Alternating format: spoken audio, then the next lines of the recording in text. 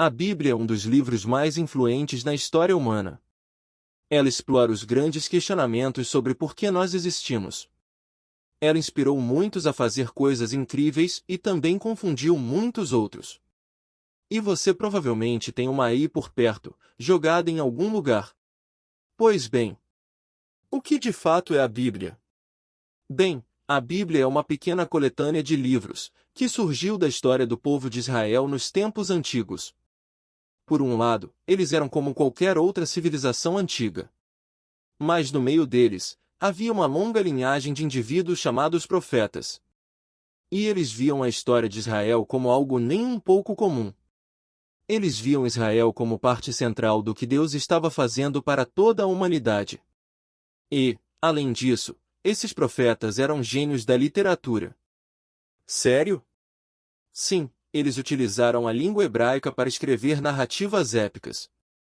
Poesias muito sofisticadas, eram mestres das metáforas e de contar histórias.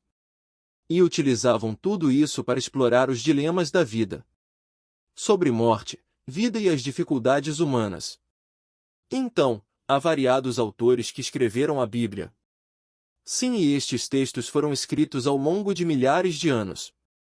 Começando com a origem de Israel no Egito. Passando pelo seu reino com o primeiro templo. Entretanto, eles foram conquistados pelos babilônicos e levados para o exílio. Então, num momento crucial em sua história, muitos israelitas retornaram para sua terra. Eles construíram um segundo templo, reformaram sua identidade. Este é o momento em que os escritos judeus começam a ser formados. Da forma em que os temos hoje. Ok, a Bíblia judaica, o que há nela? Bem, em hebraico é chamada pela forma abreviada Tanakh. T igual Torá, também conhecida como a Lei, são os 5 livros da história da fundação de Israel. N igual Neviim, que em hebraico significa profetas. Esta parte consiste em livros históricos que contam a história de Israel do ponto de vista dos profetas. Em seguida, os livros poéticos dos próprios profetas. K igual Ketuvim, que em hebraico significa escritos.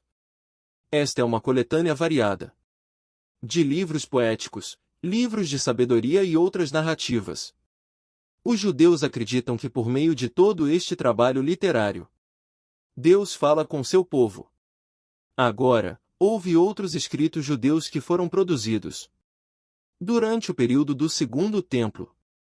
Sim, um amplo grupo de textos e também eram extremamente valorizados na comunidade judaica.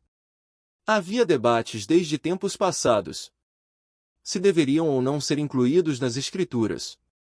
Então, são diversos textos escritos num longo período de tempo. Por que eles os reuniram num único volume? Bem, todos juntos contam uma história épica sobre como Deus foi trabalhando por meio deste povo para substituir o caos do nosso mundo por ordem e beleza. Tudo isto para convergir na esperança de um novo líder que viria e renovaria toda a criação. E então, a Tanakh é finalizada, e este líder não aparece. Vemos que é um excelente e elaborado trabalho, mas ainda falta o grande final? Exatamente. Então, alguns séculos mais tarde, um judeu chamado Jesus de Nazaré surge. Ele diz que veio para levar a Tanakh adiante. Isto mesmo, então Jesus fez uma série de coisas legais, e foi morto. Entretanto, seus seguidores proclamavam que ele ressuscitou dos mortos. Sim, eles diziam que Jesus era o Messias, aquele líder esperado que restauraria o mundo. Seus primeiros seguidores foram chamados apóstolos. Eles escreveram a história sobre a vida de Jesus. Eles chamaram de Boas Novas ou de Evangelho, contaram suas experiências num livro chamado Atos. E como o cristianismo se espalhou para além de Israel. E então eles remetiam cartas para diferentes comunidades cristãs por todo o mundo antigo. E eles viam estas cartas como parte das Escrituras. This video is lovingly dedicated to my former teacher, Ray Lubeck. He first introduced me to all the ideas that we explored in this video. If you want to learn more about these ideas, check out his book called Read the Bible for a Change by Professor Ray Lubeck. Love you, Ray. Thanks so much.